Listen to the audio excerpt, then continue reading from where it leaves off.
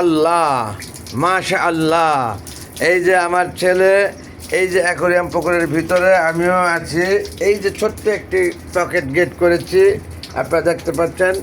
Net ওয়াল protected, এখানে protected ওয়াল, এখানে protected ওয়াল।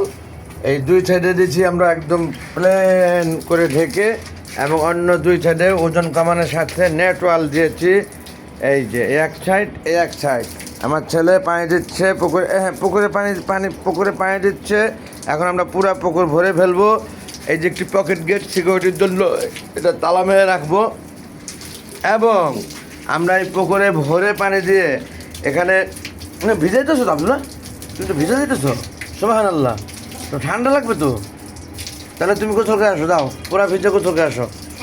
মাশাল্লাহ, আমার ছেলে আনন্দ করে পুকুরের ভিতরে পানি দিয়েছে। আমরা এই পুকুর পানি দিয়ে প্রসেস করব, মেডিসিন যা যা লাগবে আপনাদেরকে দেখাবো।